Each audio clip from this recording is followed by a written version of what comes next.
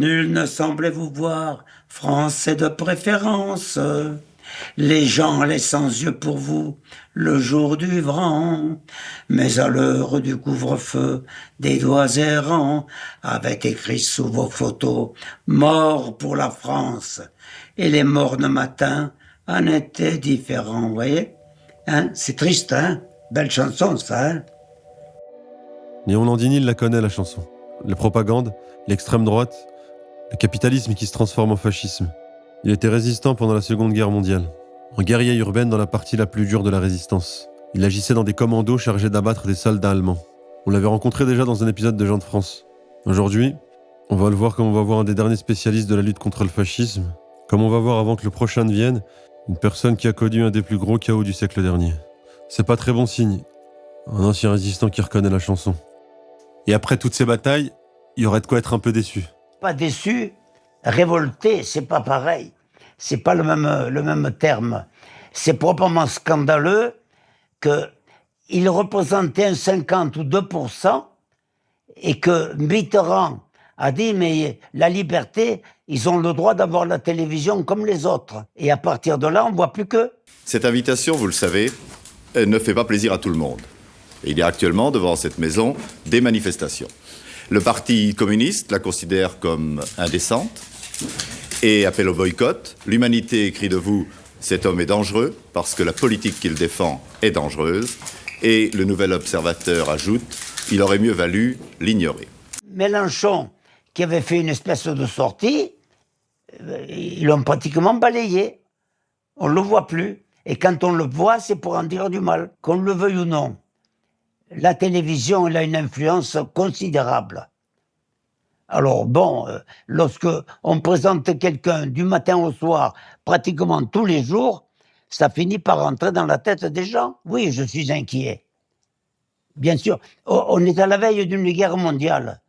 Pas seulement une guerre locale, mais une guerre mondiale. Oui, tu fais le grimace, mais quand tu vois que des Allemands sont en train de s'entraîner à la guerre en Creuse, écoute, c'est quand même un peu bizarre, non? Et attends, ils viennent avec la croix gammée sur la poitrine,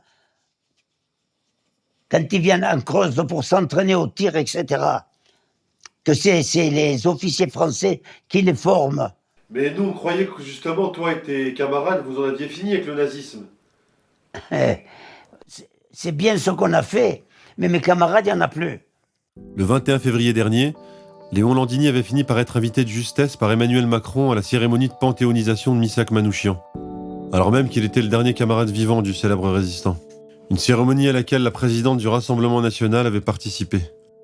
Quand il m'a dit qu'il me remerciait d'être là, si j'étais content, j'ai dit oui et non. Il me dit comment oui et non? Oui, je suis content d'être là, mais je ne suis pas du tout content d'être là avec les Le Pen que j'ai combattu, ceux qui ont créé ce mouvement. Avec le fusil, je les ai combattus.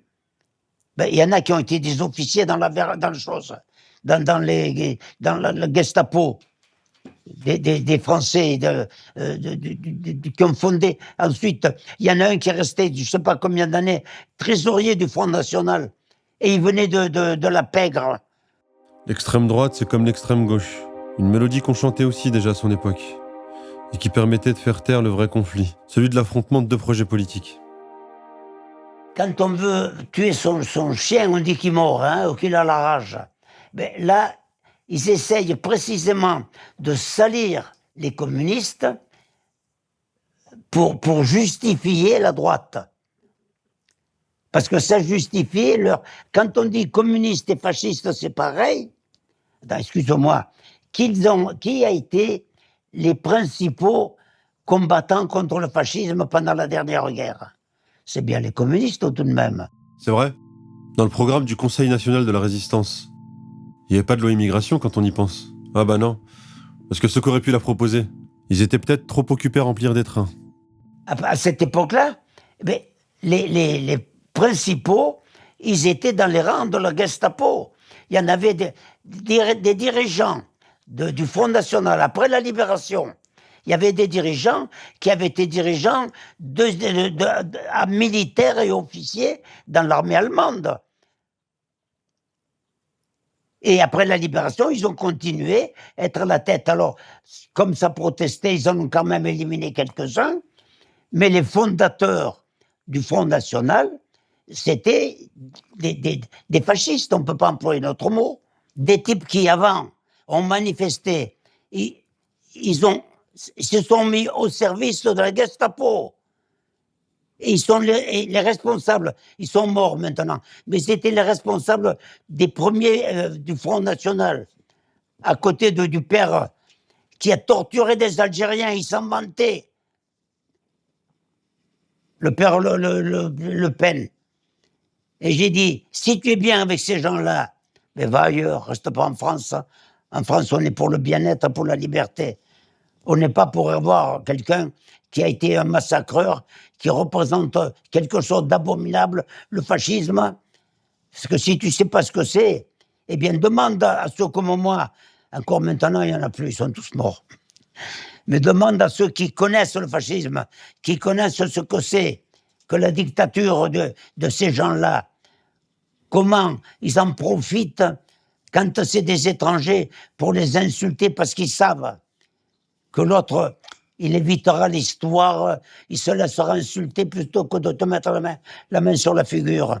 Et là, tu es courageux, hein. Essaye un peu avec moi. Le week-end dernier, et en même temps que le score du RN grimpait dans les urnes, Moussa était venu lui raconter une histoire un peu particulière. Moussa, c'est l'infirmier qui vient s'occuper de lui tous les jours de la semaine. Il lui fait à manger et ils discutent beaucoup.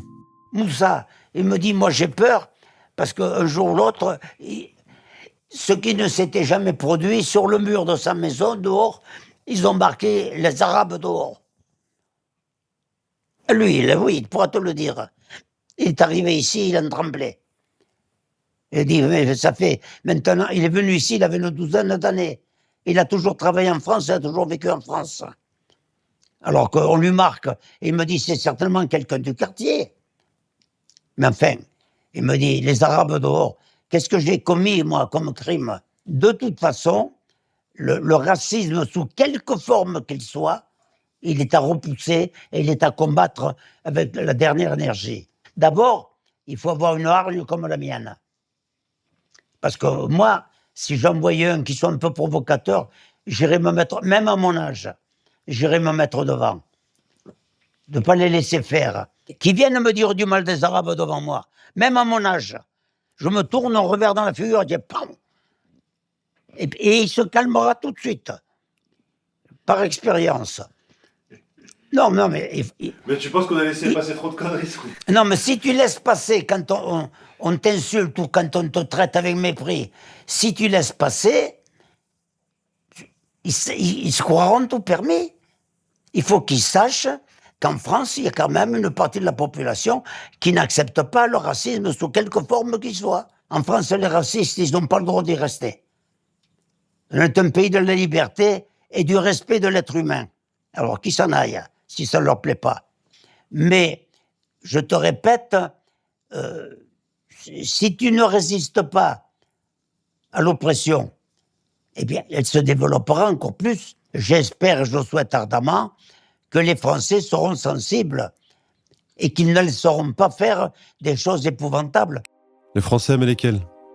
Les milliers qui applaudissaient Pétain, ou ceux qui sortent de l'ombre chaque fois qu'un Macron ou qu'un Pétain s'amuse à jouer un peu trop violemment avec les libertés. Et avant de s'en aller, il a insisté comme à chaque fois qu'on va le voir. Il nous a dit qu'on partirait pas sans boire quelque chose.